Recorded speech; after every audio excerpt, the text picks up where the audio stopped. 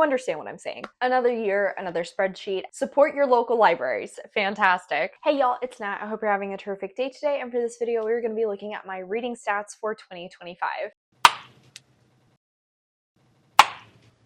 Alright, before I get into anything bookish, make sure to hit like and subscribe down below, as well as tell me in the comments how many pages did you get read in 2025. Dealer's choice whether or not that includes audiobook pages. Another year, another spreadsheet. As per usual, I utilize a spreadsheet that is mostly created by 𝗖cie at Hardback Hoarders. This is from like 5 or 6 years ago, but it just works very well for me, so I continue to make a new copy of it every year. And then I actually do have a section of it that is from Copile, which I believe was created by G at Book Roast. I'll have links to both of their spreadsheets in the description down below if you're intrigued in checking them out. I think 𝗖cie actually has a new version that is a lot cooler, has a ton more stuff if you want to track that, but this focuses on what I want, so why mess with perfection? Let's start at the top for my totals of the year. In 2025, I read 160 books, and across those, I read 47,093 pages. That does include converting audiobook hours, 2 pages, but when it comes to audiobook hours, I listen to about 724 hours. That works out to roughly 30 days of audiobooks. Now, I will say that is only at 1x speed, which I don't listen to my audiobooks at 1x speed. I think the slowest is maybe going to be like 1.4, and that's only if I'm listening to something along with Josh. Otherwise, it's like 1.75 to 2.25. My average number of books read for a month was about 15 books, like just shy of 15 books. My best month was in May when I read 23 books. I'm pretty sure that's when I attempted the 10,000 pages in 10 days challenge again. I will have a link to that blog up above. And my lowest month was in June when I only read 8 books, which honestly shouldn't be too surprising. It's like I read a ton in May, and then I wouldn't necessarily say I was in a slump, but I definitely relaxed in June. When it comes to the formats of the books I read, I'm not surprised to see that audio is still the winner. I read 61 books on audio. I actually read 30 ebooks this year, which is that's like the highest this number has ever been, and it is definitely thanks to buying a Kobo. That was a total impulse purchase, but it's actually worked out very well for me. I read 33 books physically, and then I read 36 books in some mixed format. That usually means either reading on audio and ebook or audio and physical. There were a few where I went back and forth between physical, ebook, or like all 3 of them actually. Then looking at the audience breakdown for the books that I read this year, I read 116 adult books, which isn't really surprising that I've officially geared more towards adult than young adult. I mean, I'm pushing 30 now, so it's harder for me to identify with some of these characters in young adult stories. That said though, I did still read 31 books, which are new adult. I still tend to mark this myself. New adult is kind of becoming a more popular age range, but I feel like it's still not super prevalent. And then I did read 13 young adult books. As for where I got the books that I read, or where the books I read came from, I never know what's the best way to word that, but you understand what I'm saying. A new edition is Kobo Plus. 6 of the books I read came from that. I borrowed 1 book, I think probably from my brother. I read 5 books that I had gotten from Book of the Month, which I think I do still have a few of those, but not many. We are nearly finished with all of my Book of the Month. I did buy 9 books and then turn right around to read them. I read 11 books, which I received as gifts. 75 of the books I read came from the library. That surprises absolutely nobody. I'm a big proponent of my library. I love it. I go there all the time. Support your local libraries. 50 of the books I just have under owned. I bought them myself at some point, but I didn't buy them and then immediately read them. They spent some time on the shelf back here. I read 1 book from Scribd/Everand. This I like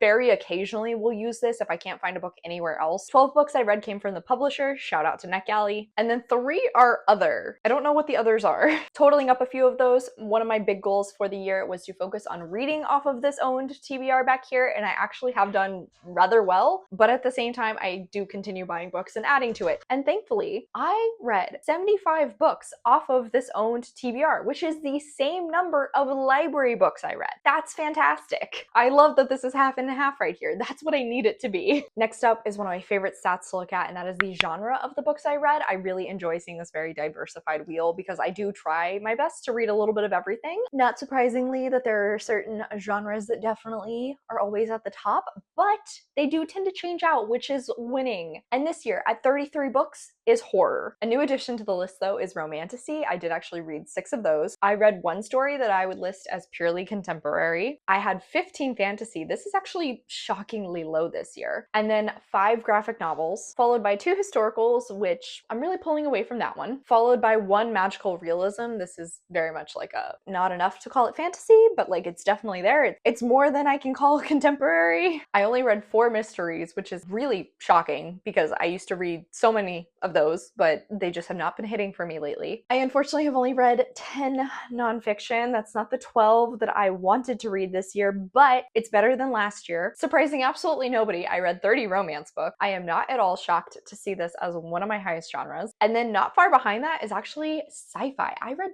24 sci-fi books this year, which is wild because I feel like I've always more prioritized fantasy over sci-fi, but clearly that changed this year. I did have 2 thrillers, and if I remember, both of those thrillers were pretty disappointing, so kind of the same bucket as mysteries. And then finally, I read 27 manga, which isn't super shocking because I closed out 2 manga series, but given the fact that I was wanting to try and read more of those this year, love to see that this number was so high. One of my other absolute favorite stats is to look at my rating tracker. So unfortunately, I did not finish 19 books. I had a video going through all of those, so I'll put a link to that in the cards up above. Thankfully, I did not have any 1 or 1.5 stars, though I did have 1 2-star, and I also had 2 2.5 stars. If memory serves, I'm pretty sure these are all by the same author. I had 22 3 stars, not great, but not terrible, right down the middle. 20 3.5 stars, slightly better. 71 4 stars, that's fantastic. 25 4.5 stars, and then 17 5 stars. I love this. I am so glad that you can see from this pie that 9 times out of 10, I know my taste. If I'm picking up a book, chances are I'm going to enjoy it. Seeing that 4 to 5 stars takes up majority of this wheel, I love it. Unsurprisingly, majority of the books I read were new releases. I read 28 books that came out in 2025, 22 books that came out in 2024, 13 books that came out in 23, 22, and 21, which is ironic and also very satisfying, 15 books which came out in 2020, and I'm not going to go through the rest, but you can see them on the graph. Next up, let's look at stats when it comes to the authors I read from. When it comes to the race of the authors I read from, this isn't great, but it's not terrible. I like to get this as half and half as I can. So starting at the top, I read from 11 authors who were Black, 34 authors who were Asian, 7 authors who were Indigenous, and 7 authors who were Latin, 8 authors who are mixed, 91 authors that are white, and 2 authors who their race is unknown. Unsurprisingly, when it comes to the gender breakdown, majority of the authors I read from are female. That totals out to 40 authors, and then I read from 22 authors who were male, followed by 4 authors who are non-binary. As I said before, I love my library. I actually keep track of how many books I check out from the library.